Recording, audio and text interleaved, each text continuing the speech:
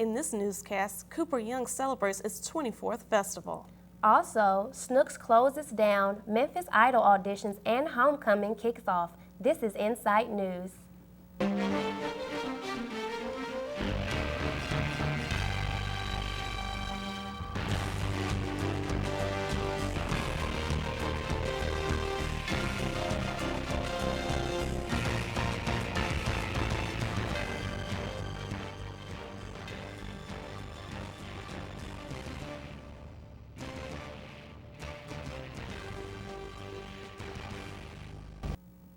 Thank you for joining us. I'm Tiffany Neely.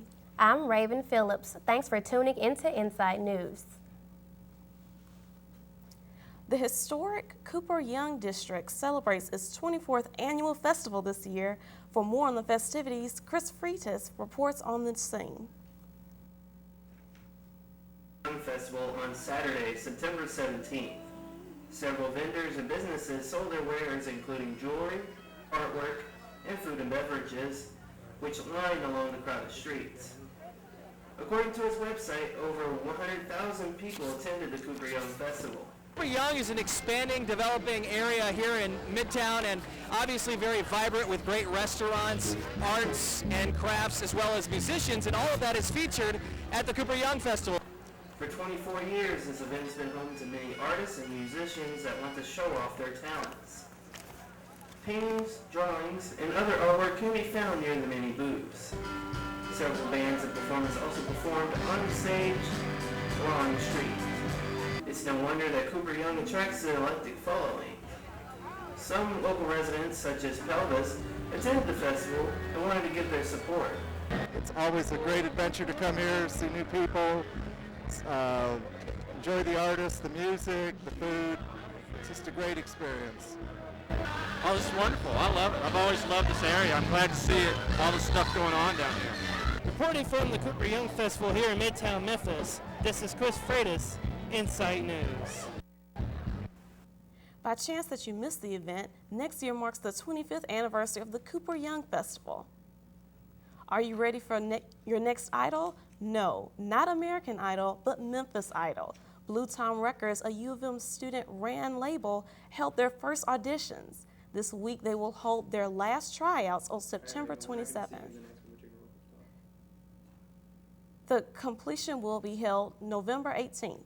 The winner will receive a free recording studio time and a guaranteed song on Blue Tom's upcoming record. The Fogelman College of Business and Economics opened the doors Tuesday and Wednesday to several organizations by hosting the annual Fogelman Open House. Students visited more than 30 tables to gain information on various U of M programs. Today was our open house at the Fogelman College of Business. We've had a really good turnout today with a lot of people coming in and out in between classes, especially during lunchtime. Each booth laid out brochures and also had a representative there to help explain their calls and answer questions. Some even provided snacks and drinks to attract students to their booth. The open house is an annual event and they encourage all students to plan on coming out next year. City and young leaders are partnering together again with a very familiar person in our community. The Memphis Police Department had its eyes on the University of Memphis once again. Emerging leaders and criminal justice majors gathered Wednesday afternoon in the University Center to learn what it takes to be a leader. Speak to some of our college kids that are coming up through in our community, and to share with them some of my philosophies on leadership, some of my story as to how I got to this position to be the Director of Police Services. Don't make money. Designed to provide opportunities for emerging leaders to meet successful people in the community. Director Armstrong answered questions and told stories. He explained why it's important to always think big in one's career choice. According to the Leadership Office, the turnout was more than expected. The series will continue Thursday, September the 29th. At the University of Memphis Career Services hosted a Fall Career and Internship Expo. This event allowed students to network with employers and seek full-time and part-time internships. Also, it was free to all majors and alumni. professional dress, and a resume were The primary required. goal of the Career and Internship Expo is to expose students to a variety of different industries and to give them an opportunity to sell and market both their job experience and their experiences at large. There were over 60 employers who registered to attend this event. The employers wanted to help the students to engage, explore, and experience a world of opportunities. For more information, visit the website at memphis.edu/career services. The University of Memphis is mourning who was the founder of their women's athletics, Elma Roane. After suffering from a long illness, she passed at the age of 93 on September 19, 2011. Elma Roane was laid to rest Friday at 1 p.m. at the Memorial Park. Coming up after the break, the University of Memphis kicks off its homecoming just before the big game. More details right after this. They say thank you can go a long way. Have you ever wanted to thank the brave men and women of our armed forces who risk their lives for us on a daily basis? Now Salute America's Heroes makes that possible through a network of support services that they offer, services like jobs and housing, especially to those who are disabled. To learn more, call 1-888-44-SALUTE or visit saluteheroes.org on the web.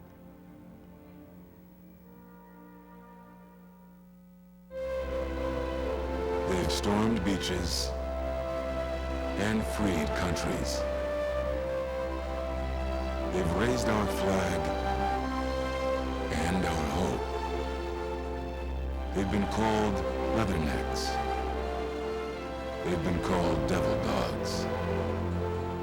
But above all, they're called Marines.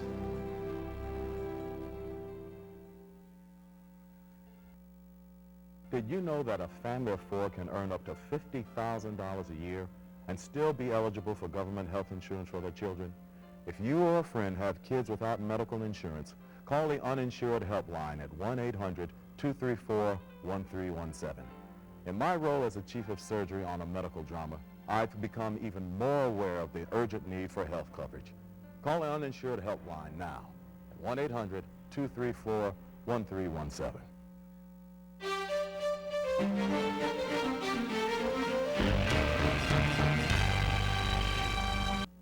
Welcome back to Insight News. I'm Tiffany Neely.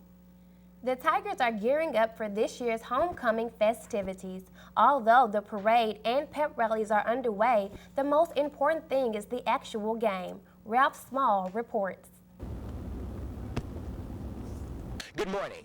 I'm here at the Liberty Bowl Stadium where on Saturday at 11 a.m. the University of Memphis Tigers will take on the SMU Mustangs. Last year's homecoming game was played against Southern Miss, in which the game was in Southern Miss's favor. To build rapport and confidence for not only homecoming but also the Centennial kickoff, the U of M Tigers are hopefully going to defeat the SMU Mustangs. I'm Ralph Small, University of Memphis, Insight News. Well, the Tigers are ready to play, and let's hope that they bring home the W. Go Tigers! The Black Student Association is in preparation for this year's fashion event. Fashion Show Chair Celius Vassar gives us more information. The concept for the fashion show this year is titled The Remedy, and the reason we titled that is because we're hoping to give proceeds or some proceeds to the Hope House for children affected with HIV here in Memphis. It's an organization that, like I said, helps young kids who are infected with the disease, and they need money to stay a couple of years, so we would like some proceeds to go to them. So that's why we titled it The Remedy, A Cure for Fashion Sickness.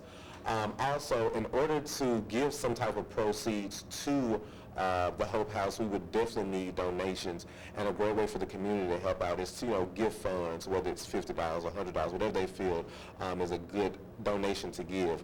We will definitely appreciate that. And the show is on November 11th, 2011 this year in the University Center inside of the ballroom. And so we're definitely looking forward to it. We have auditions coming up really soon. The models will be rehearsing weekly until the show. So we're definitely excited about the show, and we look forward to having a great turnout. It's no secret that the University of Memphis students have an increase on tuition this year. Many students may be wondering where exactly their dining dollars are going. Tiffany Neely has more on the story. Back in June, the Tennessee Board of Regents approved a 5% increase in tuition for all University of Memphis full-time undergraduate students. The question is, where exactly is all this money going to? Dante Webb, a senior music education major at the university, tells us what he thinks the answer is. Considering all the new construction that's going on, I'm pretty sure it went towards the parking lot. As stated in an email sent in June by Shirley C. Raines, president of the University of Memphis, financial support will be put towards student success towards graduation, full-time faculty positions, a state-mandated salary increase of 3% for all higher education employees, rising fixed costs, and facility maintenance, which includes supporting the University Center and the new parking lot. Tuition increases help University of Memphis with new renovations like the brand new parking lot located on Central Avenue. As of yet, no new announcements have been made about a possibility for a further increase. This is Tiffany Neal reporting from University of Memphis Insight News. The University of Memphis chapter of Red Hot Lindy Hop hosts a dance lesson on East Coast Swing and Lindy Hop every Monday night. The class starts at 7 p.m. in room 118 of the Elmer Rohn Fieldhouse on campus. Each week, the group has around 20 people show up for the lesson, which is taught by 1 or 2 experienced dance instructors. After the instruction, an hour is allotted for time to practice the dances. All students are encouraged to come any Monday night for the Red Hot Lindy Hop lessons. U of M students who are enrolled full-time have $300 of dining dollars that may be used around campus for buying food. Money that isn't used for the fall semester will remain on their campus card for the spring semester. Students with unused dining dollars may request for a refund for a certain period of time. Coming up next, the Tigers march on in the homecoming parade. Stay tuned to our sports segment after these messages.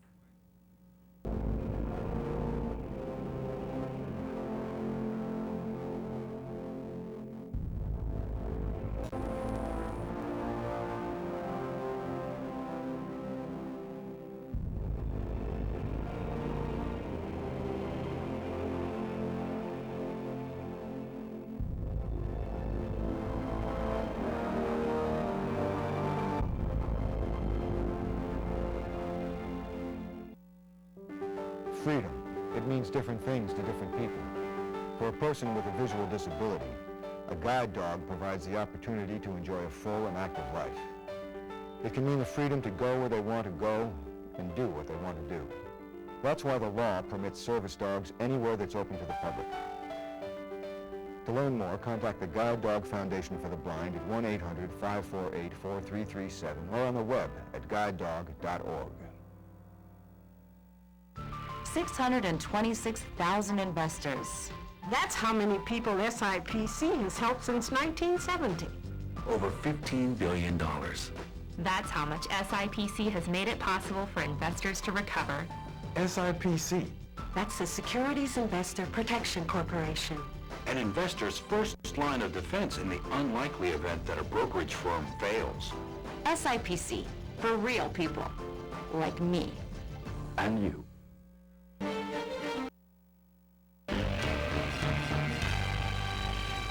This concludes our broadcast. I'm Tiffany Neely. I'm Raven Phillips. Thank you for watching and tune in next time.